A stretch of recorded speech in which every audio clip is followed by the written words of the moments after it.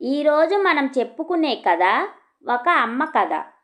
ఇక వెళ్ళొస్తా వదినా అంటూ బ్యాగు తీసుకొని సోఫాలో నుండి లేచిన మా వదినని వీధి చివర వరకు సాగనంపి వద్దామని నేను ఆమెతో పాటు వెళ్ళాను. తను మా అన్నయ్య భార్య జానకమ్మ. అన్నయ్య కాలం చేసి 5 సంవత్సరాలయ్యింది. ఎప్పుడైనా నన్ను చూడాలనిపిస్తే వచ్చి మా ఇంట్లో 2 రోజులు ఉండి వెళుతుంది. వీధి చివరి వరకు మా వదినని పంపించి రాగానే నా కొడుకు, అమ్మా సాయంత్రం నేను ఆఫీస్ నుండి వచ్చేసరికి రెడీగా ఉండు అన్నాడు.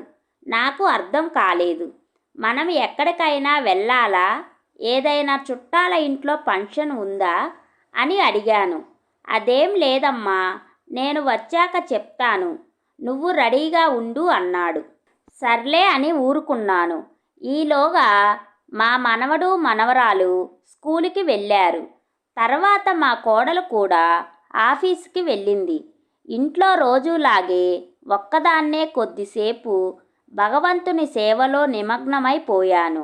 ఇంతలో ఎవరో బెల్లు కొట్టినట్లు అనిపిస్తే వెళ్ళి తలుపు తీశాను.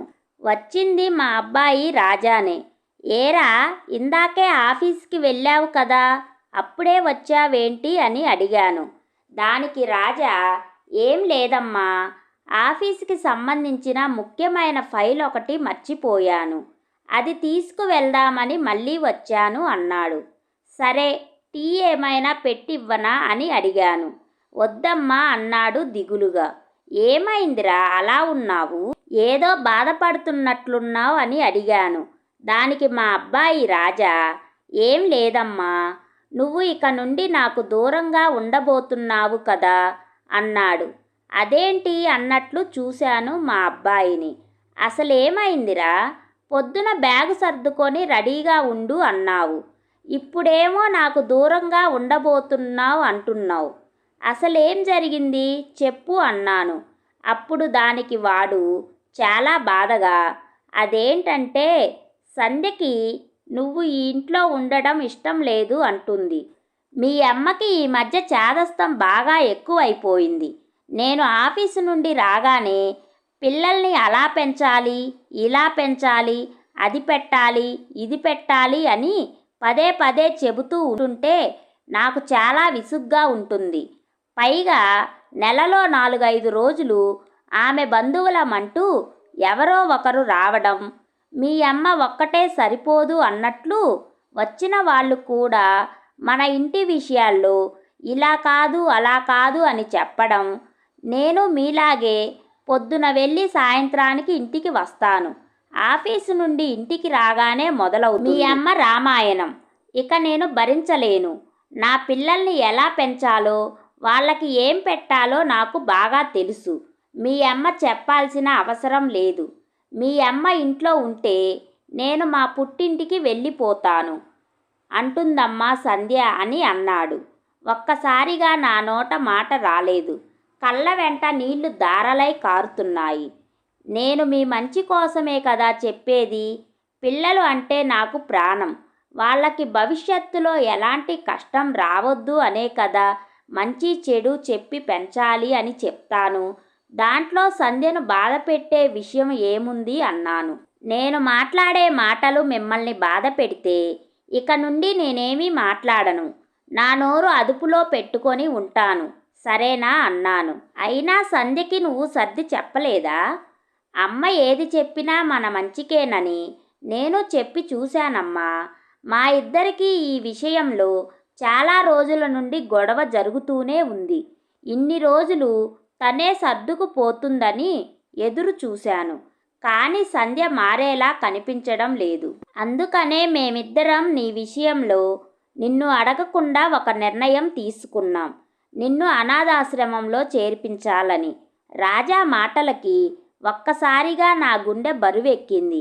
ఏమీ మాట్లాడలేక నిస్సహాయ స్థితిలో ఉండిపోయాను. కొంతసేపటి తర్వాత తేరుకొని, కానీ నాదొక మాట అని రాజాతో అన్నాను. పిల్లలిద్దరూ స్కూలు నుండి రాకముందే నన్ను తీసుకువెళ్ళు. వాళ్ళు వచ్చాక వాళ్ళని వదిలి నేను నీతో రాలేను అన్నాను కళ్ళు తుడుచుకుంటూ. నాకున్న 4 చీరలు బ్యాగులో పెట్టుకొని మా అబ్బాయితో వెళ్ళాను. అక్కడ అనాథాశ్రమంలో దించుతూ, అమ్మా నువ్వు దిగులు పడకు, మందులు అవి సరిగ్గా వేసుకో, నేను 2-3 రోజులకు ఒకసారి వచ్చి నిన్ను చూసి వెళ్తూ ఉంటాను. నా కొడుకు మాటలకి సరే అని చెప్పడానికి నోట మాట రాలేదు. ఆశ్రమంలోని ఒక ఆయన వచ్చి ఒక గది చూపించి, ఇందులోనే అమ్మా మీరు ఉండేదని చెప్పారు. అదే రూములో నాతో పాటు ఉంటున్న ఆవిడది కూడా ఇంచుమించు నా వయసే. ఆమె నన్ను, నాలాగే మీకు కూడా ఎవరూ లేరా అమ్మా అని అడిగింది. నా గతంలోకి వెళ్ళాను. నా పేరు రాజేశ్వరి. పెళ్ళైన 10 సంవత్సరాలకే భర్త చనిపోతే మాకున్న 10 ఎకరాల పొలంలో వ్యవసాయం చేయిస్తూ ఒక పక్క ఇంటి బాధ్యతలు, మరొక పక్క నా కొడుకుని కాలికి మట్టి అంటకుండా పెంచాను. వాడి చిన్న వయసులో ఉన్నప్పుడు వాళ్ళ నాన్న వాడిని గొప్పగా చూడాలనుకున్నాడు. ఆయన కన్న కలలను నిజం చెయ్యాలని ఒక్కడే అబ్బాయి అని గారాబంగా పెంచి పెద్ద చదువులు చదివించాను. కష్టమంటే ఏంటో తెలియకుండా పెంచాను. ఇంజనీరింగ్ పూర్తయ్యాక బెంగళూరులో సాఫ్ట్వేర్ ఉద్యోగం వచ్చిందమ్మా. ఇంకా ఈ పల్లెటూరులో నువ్వు ఒక్కదానివే ఉండడం ఎందుకు అని బెంగళూరు తీసుకువెళ్తే సంబరపడ్డాను. నేను ఒక అమ్మాయిని ప్రేమించానమ్మా అంటే పెళ్లి చేశాను. 2 పిల్లలు, కొడుకు కోడలు, ఇద్దరూ ఉద్యోగాలకు వెళితే వాళ్ళ ఆలనా పాలనా చూశాను. కొన్ని రోజులుగా నాతో వాళ్ళకి కష్టంగా ఉందని నన్ను ఇక్కడ చేర్పించారని నేను తనతో అన్న మాటలు విని తను కూడా కళ్ళు నీళ్లు తుడుచుకుంటూ, నాది అదే పరిస్థితి అమ్మా. ఈ కాలం కొడుకు కోడళ్ళ గురించి ఎంత తక్కువ మాట్లాడుకుంటే అంత మంచిది.